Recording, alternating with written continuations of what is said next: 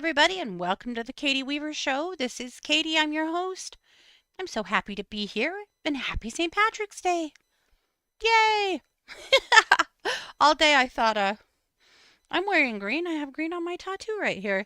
And then, I know, bear with me. Then I realized I really am wearing green. I know. I don't know either what goes on in this head, but there you go.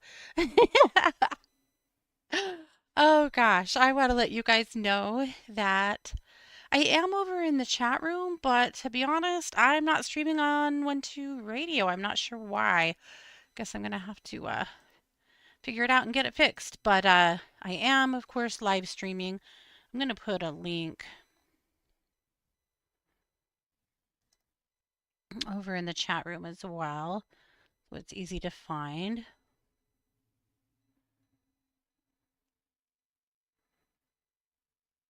Well, I guess we'll wait a minute for Facebook to do its thing. But I want to welcome you all to the show. I hope that you're having a good week. Hope you're having a fun St. Patrick's Day. No surprise, that's what we're going to talk about today. You probably know, because I've said it about a million times, but I'm pretty obsessed with Ireland. I have a lot of ancestry in Scotland and Ireland, and I've been to Ireland. You're going to be horrified when I tell you this. I've been to Ireland, and I was able to spend about 4 hours there. Mm-hmm. I took a tour to Europe when I was in college, and I was a part of the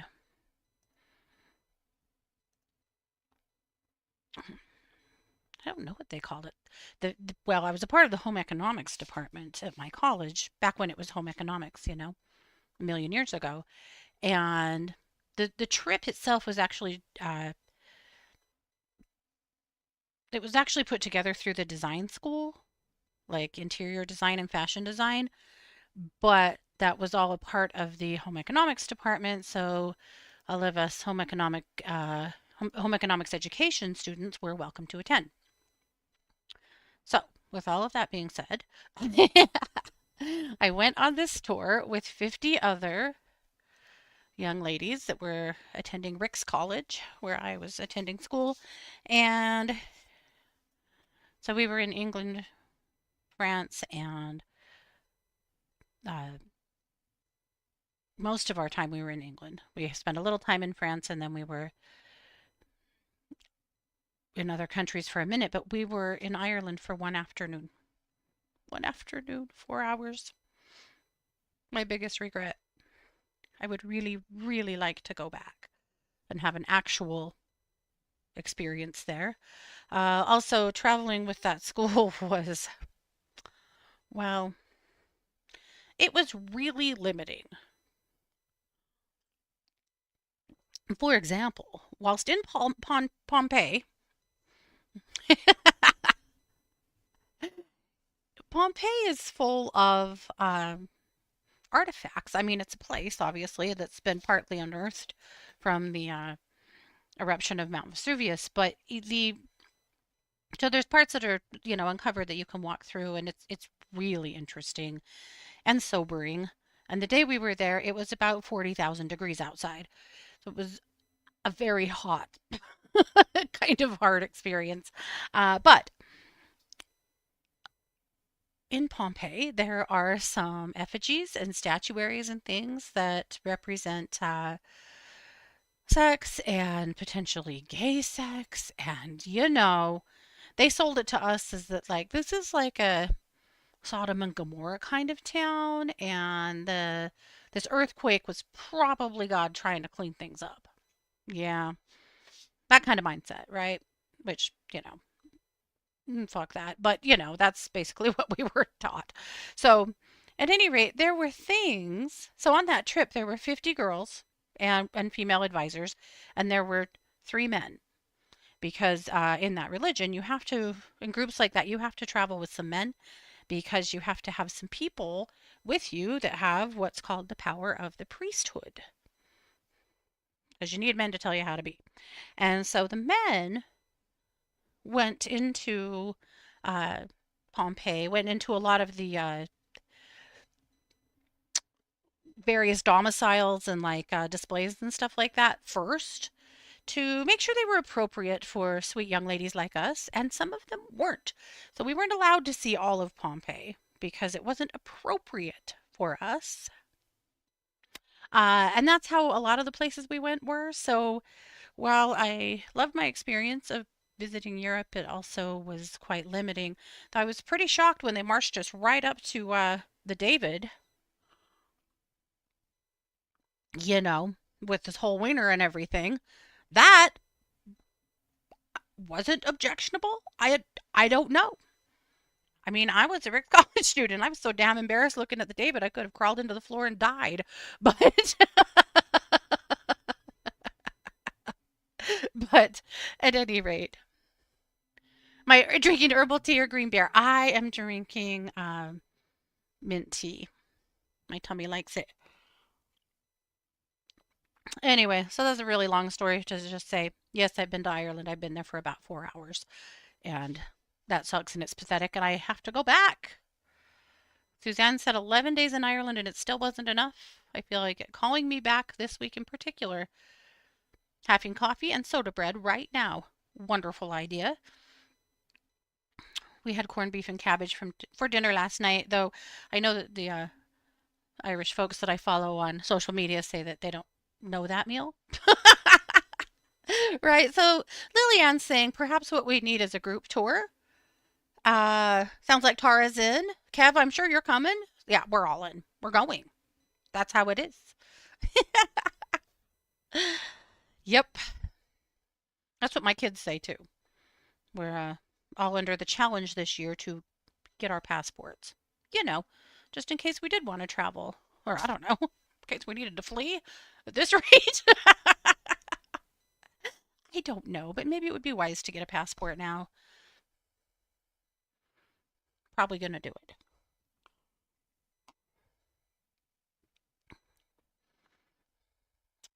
Well, let's talk about our topic. Oh, was going to say the girls came home for the weekend to celebrate Matt's birthday. Shocking to me, Matea is 25. I mean, a lot of you guys have been here with me on this journey now for at least 10 years. So it's just as big of a shock to you as it is to me when my kids keep growing. But Micah turned 26 in January, Matt's 25, and Mars is 23. They are not babies anymore. And Mars and Matea are now working together, and their stories are so damn funny because it's a construction site. Matea works in the health management of the construction site, and Mars is working there too currently while she's taking a gap year to take the LSAT and get a little money earned before she applies for law school. But anyway, so you can imagine my girls on a enormous construction site. Mars's job is drug testing. Matea's job, she's the HR or the hey Brenda, so good to see you. They do grow up fast, right? Anyway, she's the administrator of workman's comp in her office, and so Matt is. So they work with a lot of the same people, and oh my gosh, the stuff I'm hearing. Yep, they're teaching that place a lesson. Those two are a force to be reckoned with. But we have had winds here, like upwards of 55 miles an hour, and lots of days where it was just like pretty consistently 25, 30 mile an hour winds. And holy hell, it's been something. It's been very disruptive here with all the wind. But on Saturday, we went to a local hot springs and soaked. We were kind of down in a bowl, so we really didn't get the wind badly. But man, did that feel good. Just always good to have him home for a minute. And then funny how it's good for him to go back too. Like, not that I don't want my kids here, just Scott and I are in a pretty set routine. And when you've been empty nesters for a while, you get kind of feral, you know? We have a routine, a life that works for us that our kids find probably boring. And, you know, when they lived here, there was always food on the table. We cooked meals and stuff, and we don't do that nearly as much now, but we don't have to. It's just two of us. Anyway, let's get into our topic. because it is a good one. Let's see. I know I built a new banner for this. Is it? No.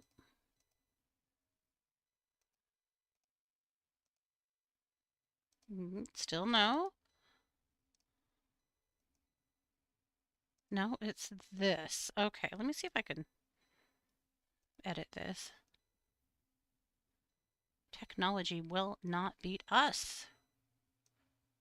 Okay, that's as good as it gets. All right, I can live with that. Okay, here we go. Hey, Maya. All right. So, of course, this is Luminous. This is the magazine that I publish every week with some help from my friends at 1-2, and Christy always shares something with us as well. So if you subscribe, you've already received it today. If you don't and you'd like to receive this and the Daily Dish, which is the daily energy read slash inspirational email, I hope it's inspirational. Uh, Sometimes it's a warning. Recently, it was a warning about deception and, you know, being aware of shitty people around you. And I went, wow, I don't send out a warning very often, so I'm thinking, I don't know, probably listen if it's like that. Anyway, if you'd like to receive those, though, right here in my show notes, there are links to subscribe. So all you have to do is just follow that link to subscribe, and you will get put on my email list, and you'll start receiving the Daily Dish every morning and Luminous once a week. So simple enough. All right, so I called this episode the Reclaiming the Green edition, because it is St. Patty's Day. And also, well, no, that's why. I'm ready for the green to return. It's been weird because we haven't really had a winter here. I mean, we've had a little bit of snow, we've had a fair amount of rain and some wind, but we haven't really had much of a winter. And because of that, it has just been, what does Noah Kahn call it? The season of the sticks? That's what it's been here. It's been a very ugly winter. I live in an arid desert, or on an arid desert, not in it. So we do have a lot of deserty areas around here. And in the spring, the desert is gorgeous. But by the fall, some people find beauty in it. It's wild. It's wild. No, that's what I have to say. It's wild. Oh, Tara said her boss was pretty shitty today, that's for sure. Dang it. Yeah, we won't be having that on St. Patty's Day, god damn it. At any rate, I'm ready for it to get green here. We're also suffering the loss of one of our big trees, which I'm so sad about. But I have a big mountain ash on the side of my yard that, you know what mountain ash are? They get the orange berries all over them. And then I have these troops of blackbirds. It'll be like 50 of them in the winter that come by and just hit that tree and gobble down those berries. And if there's even a hint or a whisper of sound outside, the whole flock will just take off in a big cloud. I love them. You know how I feel about birds. Total bird brain here. But because they love that tree, I have loved that tree. I'm watching it. I've loved that tree anyway. But, uh, you know, Scott and I, we moved into this house when Micah was 6 weeks old. So we've been here for 26 years. And that tree was a good sized tree when we moved here. But last summer, it just started, well, really the summer before, we just started seeing more dead in it. And Scott had been trimming at it and trimming at it. And last summer, I mean, you could just almost see big branches just dying off. So I did a bunch of research because I was wanted to save that tree if I could. And what I learned is that the lifespan of a mountain ash is about 25 years. And that tree I would estimate is closer to 40 years old. And so basically, the way mine was dying is how they die. So, ugh, I hate it. I hate it. It is a sin to me to cut down trees. It just is. But Scott went through a couple days ago and cut all the big branches off, all of the dead stuff, kind of down to the core where it seems like it might still be living. We're going to just let it go this year and see what happens. But sure looks like a different tree. So I've been wondering what kind of an offering shall I do for the mountain ash? It deserves something. I haven't done anything yet, so I'm thinking it over, but yeah. Right, trees are a part of your soul. They sure are for me.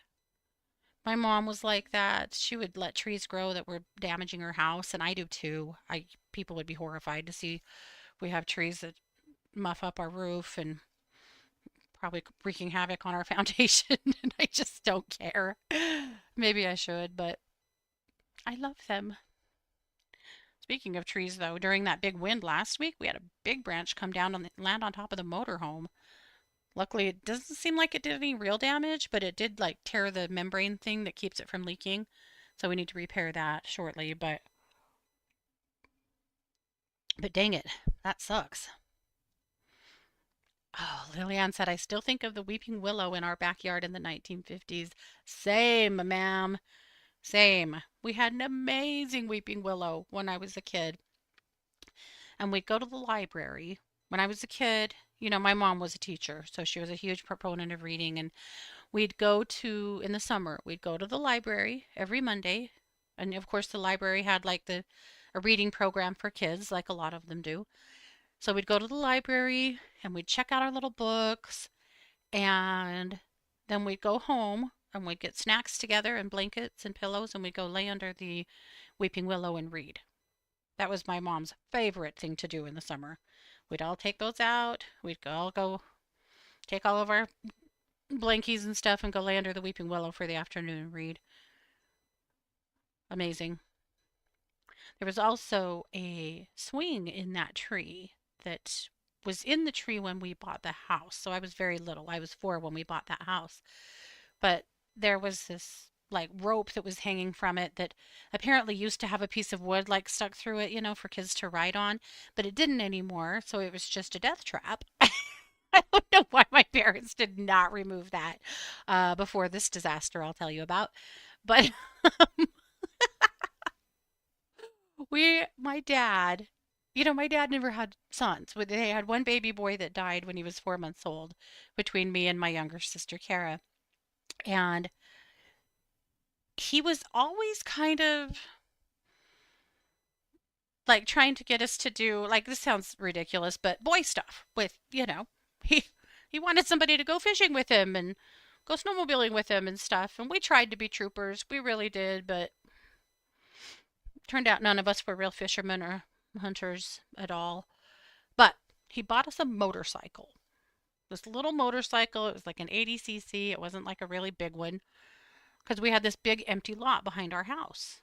And he knew the people that owned the lot, and they said, yeah, it was totally cool if we wanted to play out in there, ride our motorcycle out there. So we have this little motorcycle. And one day in the summer, this was in 5th grade, I'll never forget, my best friend Emily lived on the next block over, kind of through that lot. And so we'd meet there and hang out and, go to her house or mine. And we loved to ride the motorcycle through there. So one day we were riding the motorcycle. She was driving, I was right behind her. And we went tearing through the back of my yard under the weeping willow. And we hit that freaking rope that was hanging down. And it caught the handlebar that where the gas, the thing you squeeze, it makes the throttle. Yeah. So it flipped us upside down. So we were laying underneath the motorcycle, and this happened so fast. Kind of on top of each other under the motorcycle, and the motor is just revving like crazy, and the wheels are turning like crazy because it was opened all the way up because of the rope. Anyway, we had a hell of a time getting out from underneath it and getting it off of there, and that was only one of the disasters we had with the motorcycle. But after that, my dad kind of he cut that down. Not the tree, the rope, to save our lives and things. But Anyway, but I'm with you guys. I love weeping willows. I don't have one on my property. I've always wished I did. There's just nowhere for it to go. When we bought this house, and our house is on an acre, there was already over 50 trees here and really nowhere to put a new one. I've tried. I did move some lilacs over to the other side of the fence and they've done quite well. Um, and over the years, some of the trees that were very old have died off and left us. That was two apricot trees and two cherry trees that just got completely choked out by other trees that have gotten so big. But yeah, still regrettable though, you know.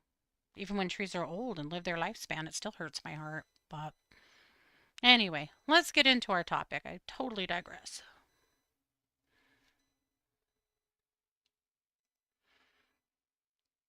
All right.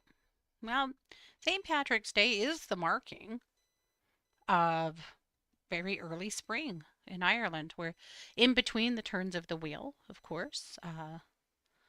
Won't have another one until May 1st, but this was a very magical land long before St. Patrick ever showed up to drive out his snakes, right? Ireland is a land of living traditions and of earth magic and deep beliefs. And then we hit a time where Christianity showed up in about the 5th century. And you have this island that has been shaped by Celtic traditions. They're deeply tied to the land, they're deeply superstitious. I kind of hate to say it that way, though. It seems unfair to their beliefs. Maybe that's mocking. I don't know. But they believed that the rivers weren't just water, they were boundaries, they were pathways, they were living, uh, frequently personified. Uh, Lots of things in nature were personified. Trees, especially oaks and yews, were sacred gathering places. They were messengers. Hills and ancient mounds, they had meaning tied to ancestry and story and perhaps the good folk, or portals and passageways. And seasonal shifts mattered a lot because, per normal, as with all of European tradition, way back in those days, and still now in some ways, I'm sure, the transition from winter to summer or winter to spring, that was a huge deal because, well, they needed to eat, right? So clearly, everyone was agricultural at some point, right? And back when agriculture was what there was, survival was what there was, growing food and storing food was how you survived. These seasons were a big deal to see. How is it changing? When can we plant? What do we prepare? And things like that. Otara said her dad was born in Dublin on St. Patrick's Day 71 years ago. Well, happy birthday. And Tara, I think you said that one of your sons has a birthday. Yeah, Logan is 11 today too. How exciting. Well, happy birthday at your house. Oh, Jane said it's also Happy St. Gertrude of Neville's patron saint of Cats Day. Well, well, well. We'll take it. Frankly, I like it better than St. Patrick's Day, only because, well, to hell with St. Patrick. So one of the more famous stories is that St. Patrick showed up with his staff and he drove all of the snakes out of Ireland. Hold on. I have pictures.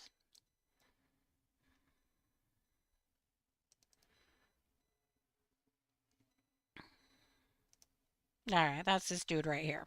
Okay. Here's the thing. There's no archaeological evidence that after the Ice Age that there ever were snakes in Ireland. So he didn't really drive snakes out of Ireland. So then you have to wonder, Then what the hell was he driving out? Was this as simple as non believers? Was it some idea or belief in demons or something like that? What did it mean?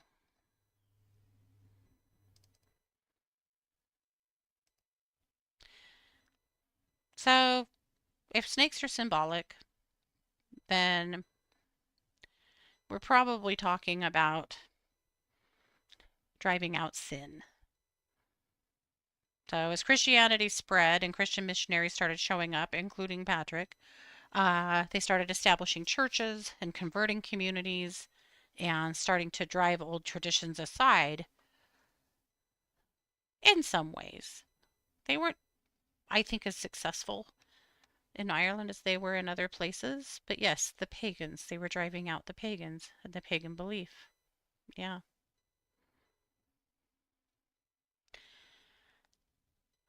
Some interesting things to think about. We know that Christianity typically latched onto other belief systems and kind of converted them into their beliefs.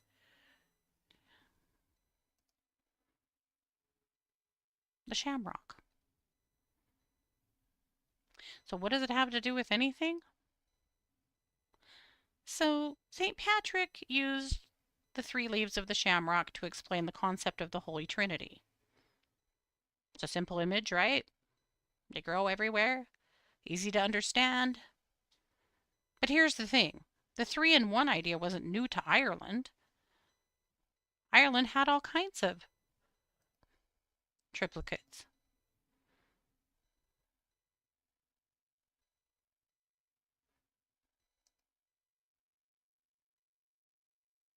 Yeah, the triquetre, the Trinity knot. Also, perhaps the belief in the Maiden Mother and the Crone. A lot of Irish lore and Irish stories have triplicates in them as well in various ways. So the idea of using this really probably started with this or this or some other triplicate that was already used in symbology in Ireland.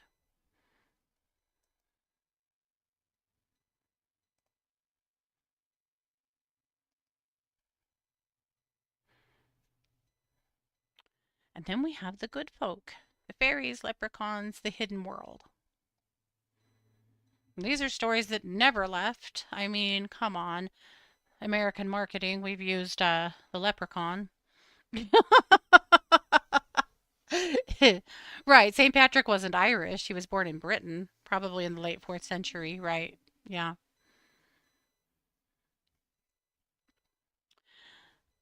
This is when there was a large conflict between Christianity and the beliefs of everybody else. Yeah.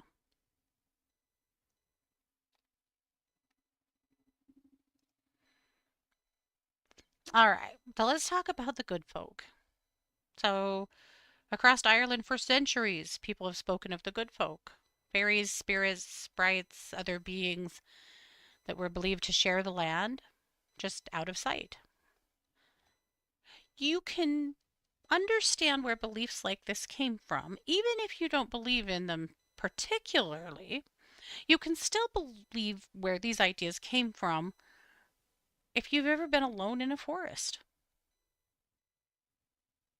Have you ever been alone in a forest? In the quiet? You never feel alone. You always kind of feel like there's somebody around you, there's something around you. There's no such thing as being alone in the forest. So even if people don't believe in the idea of elementals, you can see where the feeling of that might have come from. But then again, there are a lot of strong beliefs in elementals that live on even today. I believe in elementals, I absolutely do. But these were things that were taken very seriously. This is ancient, ancient land that have had ancient people with their own ancient beliefs. And because of that, there are mounds and ring forts and uh, stone structures and things that were to be avoided because they were believed to be entrances to the other world. Farmers often left something small, like offerings, or chose to not disturb specific areas of land.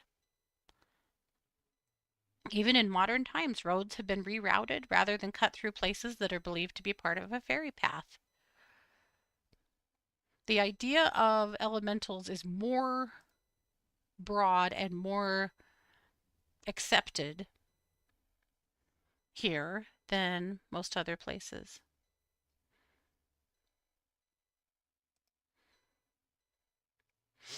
Now, we have marketed leprechauns into being seen as symbols of luck, right? The gold at the end of the rainbow, they're magically delicious, right? They were solitary figures that were associated with craft, trickery, and hidden wealth.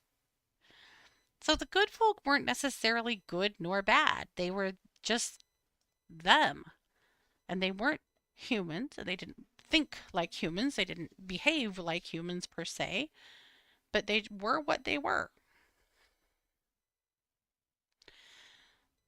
It's pretty amazing that Christianity swept in and pretty effectively changed the belief systems of so many cultures.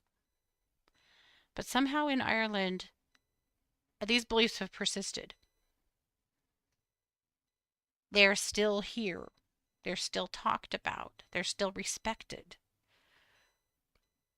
I love that. I think that's really special. So you can look at St. Patrick's Day as a season of renewal. We're not to Beltane yet, but we will be on March 1st or May 1st. Until then, we're in the mid-March, early spring season.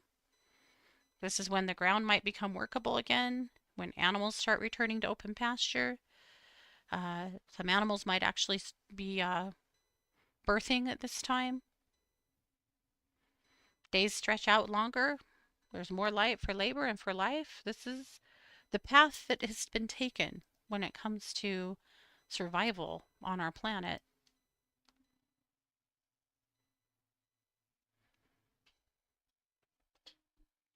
This really makes me want to make an offering today. I'll probably go out and make an offering to my tree today anyway. But now I want to drive to one of our near forests and make an offering there too. If they have good folk, we probably have good folk too. My belief. Alrighty. Kelly is bringing us an article called Black Women Invented Your Life and History Forgot to Mention It. Absolutely amazing stuff. Talking about black women who were inventors, black women who fixed things, black women who innovated things that have never really gotten the credit that they deserved. So, very worth reading and recognizing who was the brains behind the things that you appreciate now, that you use now, that you need in your regular life now. All right. My tip this week is to make friends with the crows and ravens. I mean, we've talked about this a lot because, as you know, I have a troop of crows that are my friends, as well as magpies. When I walked out to feed this morning, there was a big, pretty magpie sitting in the middle of the yard just waiting for me. And I said hi to her, and she just sat there and kind of hopped around. But I wondered how far into the yard I was going to get before she left, and closer than she should have let me, probably. I don't want these guys to think that humans are safe, because we're not. My house is safe, but it doesn't mean the neighbors are, or anybody else. So I've never wanted to befriend them in a way that makes them think that humans are safe. I think that's a mistake However, it amazes me sometimes how close I can get before they leave. So in this case, this little Maggie hopped around. I probably got too close before she hopped up into the tree, but she was just waiting. She knows what's up. And then pretty soon the crows come. You can hear them. It's so funny in the mornings. It's so predictable that by the time I'm feeding the pigs, I can hear these crows outside yelling their heads off. And in the summer, if my bedroom window happens to be open, they'll start bitching out there at about 6 a.m. And I don't feed them until 8, 8:30, but boy, they'll start letting you know that we're here and we're ready. Here's some ideas about making friends with crows and ravens if that's something you would like to do. These are really smart birds. They never forget. It has been said that if you piss off a crow, that they'll continue to make your life miserable for a long time, and so will their friends. They hold grudges, but they also recognize safe people, and they'll continue to hang around. Feed them. That's the first way. Feeders should be deep and sturdy. You can feed them high quality dog and cat food, eggs, fruit, unsalted peanuts. Those are all favorites. Uh, I feed cat food and unsalted peanuts. And it's not just the crows, of course. I have lots of magpies and some other birds that come around. My crows usually take the peanuts. That's what they seem to like the most. But they have to be unsalted. If you can't get unsalted, just don't do it. Because salted peanuts could kill them over time. Not good. But you can get unsalted peanuts sometimes at your grocery stores. I buy mine at a bulk grocery store called Winco. I think Wincos are mostly West Coast, but I think it's $35 for a 40-pound box. And I end up buying 2 to 3 boxes a year. Uh, so I just have a big mug and next to my feeding stuff, and every morning I fill it halfway up with cat food and halfway up with crow food or with peanuts. And by the way, Zig loves peanuts. So he'll wait after their breakfast is done. He'll come in and wait underneath my feeding station because he knows I'm going to come in there, and I'll usually let him have a peanut. And so it's become a part of his routine. He has to have a peanut too. If I'm clumsy and drop one, the dogs will grab it too, but I don't typically let the dogs have a peanut because it's not that good for them, but they love them as well. But the shells, I don't think the shells are safe really for dogs to be eating. But however, Bruno will chew the shell apart and eat the little peanut parts and then leave the shell. And then Nellie eats it. Because, yeah, that's how that goes. Anyway, create a routine. Crows love routine. If you put out food for them at the same time every day, that'll help them to learn to trust you and know when to come by. Now, I have a crow call, and you can get them on Amazon and other places. I've also seen them on TikTok Shop. But a crow call, it's like a duck call, kind of. And I blast mine 2 times, 3 in a row, so that it sounds more like caw-caw, caw-caw, caw-caw. If you were,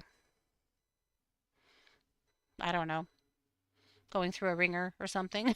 It doesn't really sound like the crows at all. But doing it every day gives them the whole, the signal that their food is out. So every single day I do this. Patience. Don't get too close too fast. It definitely takes time to gain their trust. Shiny things. Crows love shiny things. That gets their attention more than anything. So placing glimmering, eye-catching things around your yard gets their attention.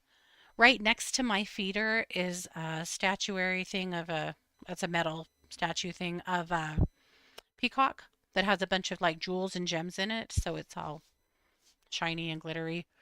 Um, I don't think I need that anymore because they know where to go. But I felt like that in the beginning helped to attract them in. A bird bath. Any birds around your property love a bird bath. They need to be pretty large, deep, and sturdy. If you do a bird bath, you have to replace the water often. I do not do a bird bath because our crows spend a lot of time in the pool. We have a big plastic pool in the backyard for the pigs in the summer that they also drink from quite a bit and stuff.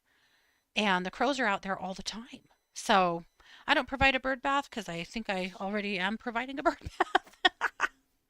If you want to share a bird bath with a pig, they don't seem to mind. But those are all some thoughts on attracting crows in if that's something that you want to do. Now, there are stories out there everywhere about crows bringing you things, can occasionally bringing you a gift after you feed them wonderful things. Well, my crows don't do that. No, ma'am, they don't. I've received one thing over all these years from the crows, and it was a screw that came from the roof of my house. The thing that holds the roof on. And how do I know that? Because the screws in the roof, the tips of them have been treated with the same color. It's a dark red that's on my roof. So I know that was a screw from my roof. I don't know how they got it, but that's the one gift I was ever given by the crows. And I'm not sure I should appreciate that. They're just up there disassembling the roof. It's fine. Don't worry about it. Takes a lot of energy, so they got to eat all those peanuts.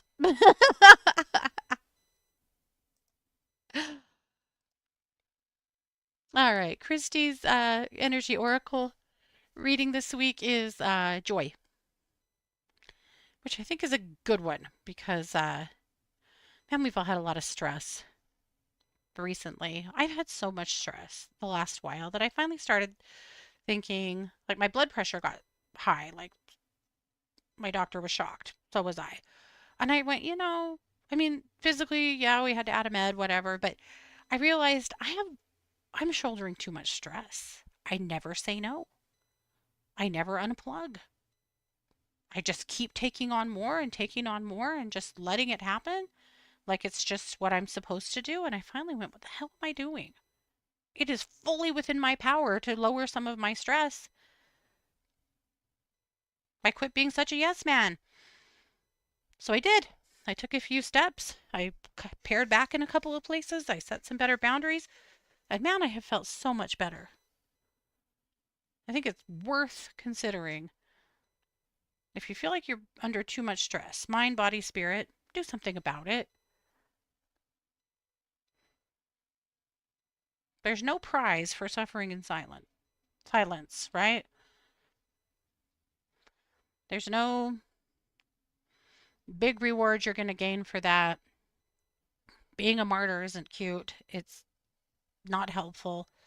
If you're doing it, knock it off, right? Yep. Yep. Reducing stress, saying no. And usually it's saying no to me.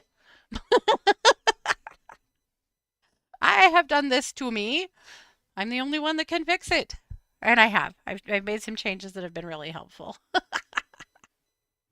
And now it's time to plan the group trip to Ireland. That's correct.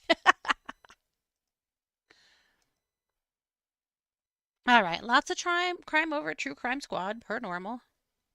We just wrapped up a trial that we've been covering for the last 3 weeks. It was the Corey Richens trial in Utah. Corey was convicted yesterday. I was very surprised. The jury went out uh, about 3 p.m.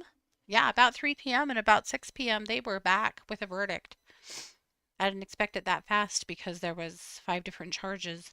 When there's a lot of charges, sometimes it takes quite a while for the jury to sort through all of them, but they came back pretty quickly with a guilty verdict on all 5 charges. So she was convicted of murdering her husband via fentanyl. That she poisoned his Moscow Mule, Corey. Thank you. I love Moscow Mules. Thanks for ruining that for me. Just kidding. I just won't put fent in mine. But unfortunately, she was 2 years deep in an affair and about $8 million in debt and just, I think, was trying to wipe the slate clean so she could start over and do whatever she wanted. And she got caught. So I was glad to see that conviction. She definitely had that coming. All right. Lots of meditations. I went for a bunch of green ones for you this week, for obvious reasons, because I don't want to have to pinch you. We're luminous. And that's it for luminous this week. So hopefully you found a gem or two in there. And again, this would be a great day to make an offering, even if it's just in your own yard. But what about an offering to the good folk? Yeah, 8 mil, Jane. 8 mil. She had taken out a bunch of payday loans as well as a bunch of other loans. But at the time her husband died, she had an $80,000 a week payment due. That gave me a little heartburn just to say. Can you imagine? Can you imagine that? $80,000 a week in payments? Yeah, that's how desperate her whole situation was. And her husband had a very successful business. There was a prenup. So if they divorced, she didn't get shit. But if he died, she would have gotten millions. Except for that was wise to her and had moved nearly all of his assets into a trust before he died, which was something she didn't know. But anyway, that's all on that. Lillian said she's a yes woman too. I think we all are in some ways. I think it really takes kind of rethinking yourself and the way you behave and the way you respond to things to see the spots where you are. Now, is there anything wrong with being a yes ma'am? No, not necessarily. In some aspects of your life, that could probably serve you well. But unfortunately, it becomes something that can make life a lot harder too. And I don't know about you guys, but I'm not interested in that. So it's definitely a personality trait to continue to consider.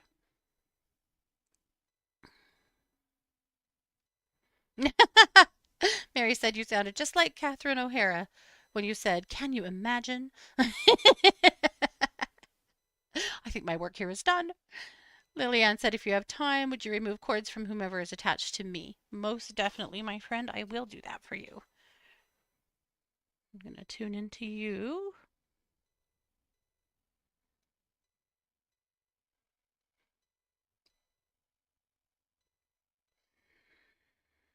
You know what?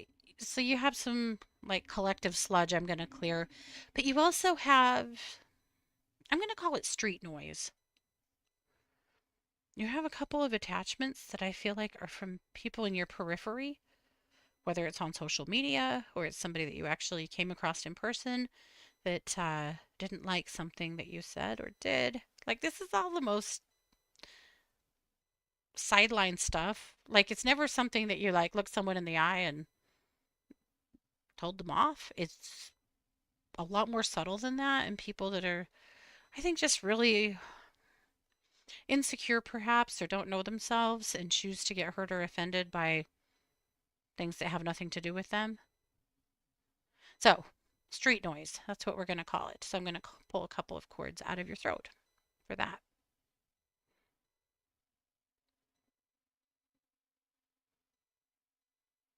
We're all so much more egocentric than we want to admit.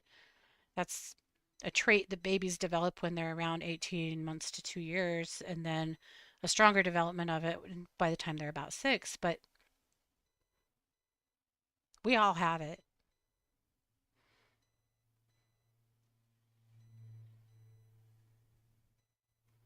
So developing out of egocentrism means, for example, like a 3-year-old might believe that everybody has a dog and everybody has a mom and a dad, or everybody lives in a greenhouse. Like, their belief of the world is essentially that everybody has the same things that they have or lives the same way they do because that's their reference point, right? But as children get older, their sense of egocentrism expands and they realize that there are other people in the world that feel differently, that have different you know different life paths, but there can be more than two kids named Jimmy and they can be totally different people. Those kinds of beliefs. But I think as adults, we still struggle with egocentrism in that we always seem to believe that someone else's decisions or behaviors are personally geared towards us. 99% of the time, they're not. This is just all of us trying to survive and get through the day. It's an important lesson that I think we have to revisit in ourselves frequently to remember that it's not all about us. And but those attachments, Lillian, I feel like were from somebody who literally was doing exactly that, assuming that things were all about them. Suzanne would love a clearing as well. She said, feeling lots of people's energy around me. Okay, let's get on that. Okay.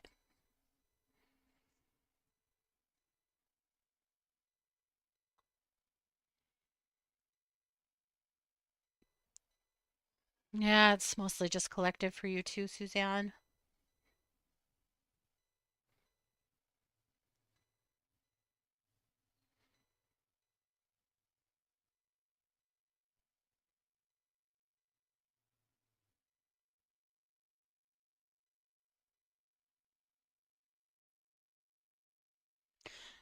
Okay, I cleared your aura. I'm going to ground you a little bit better too.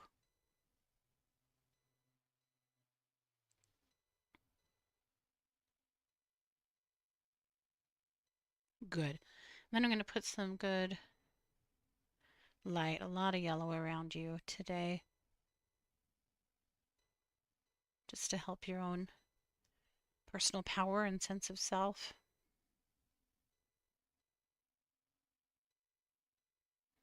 Good. I love the way that feels. Okay, Deb too. So good to see you, Deb. All right, let's lean in on you here. Are we all just slimed? Because you've got a very similar look to Suzanne here. Yeah, the funny thing with you, Deb, is I feel like you're doing quite well, but people around you are struggling in various ways. You know, struggling doesn't necessarily mean somebody just lost their job and they're losing their house, right? I mean, struggling can be in so many facets, and I feel like you've got folks around you that are having a pretty tough time with themselves right now. And that seems to be sticking on you to some degree. I know you have people that rely on you and that maybe hold on too tight. So I'm just going to clear your aura. I'm going to clear out your high heart too. You've got a lot of little cords in your high heart. And I think releasing those is going to really help to return you to yourself. Okay. All right. I'm just healing that with gold and raising your vibe too.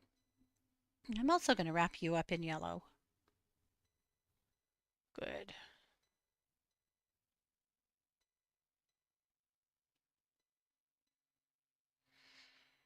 Okay, good. That feels really good. Really, really good.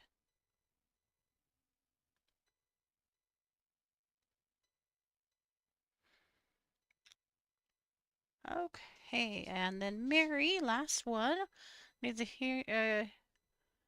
healing on her right hip and groin. Okay, let's get there.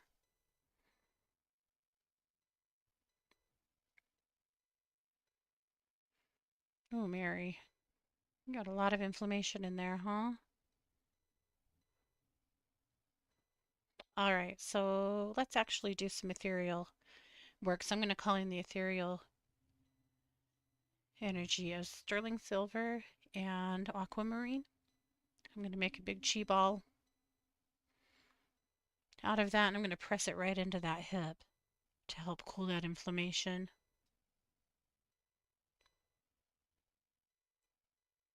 That looks like it makes it tough to walk or get comfortable or sleep.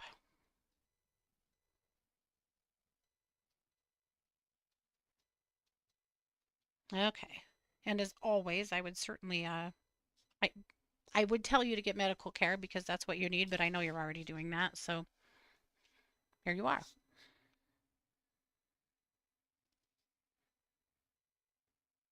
All righty. Oh, Jane said she just read that St. Patrick was actually of Italian and Scottish descent. Interesting. All righty. I think we got there. All righty. Well, I'm going to urge you to take good care of yourselves and to have a good week. Don't forget, I am a professional psychic advisor over at one2listen.com, and you can find me over there every day. If you head over there and I'm not there, then I'm probably on a podcast.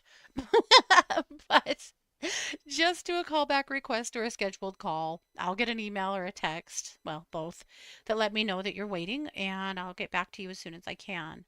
In the meantime, take good care of yourselves. You deserve that. And take breaks from stress and hard stuff. It's okay to not always be focused on the worst of it. Also, the Schumann resonance has been really high lately. It was in the 80s most of last week. It's currently in the 30s. That's still pretty high. 80s is very, very high. When the Schumann resonance is high, people feel like a bit of a pressure cooker, or they may feel like the world is a bit of a pressure cooker. So when it feels like that, get your feet in the grass if you can, or the dirt, or at least get outside, get some fresh air, take a rest, and do something that helps blow off some steam. Because you don't have to be a pressure cooker, even if the world feels like one. But I think it always bears mentioning when the Schumann gets wild because you're probably feeling it. You just might not realize it. Thank you, Deb. I'm doing that. You guys are the best. Thanks for being a part of my path. Thanks for being here today and every other day that you guys are here supporting me. I appreciate you very much. This has been yet another production of The Katie Weaver Show here on 1-2 Radio, where we're changing the way you listen to the world.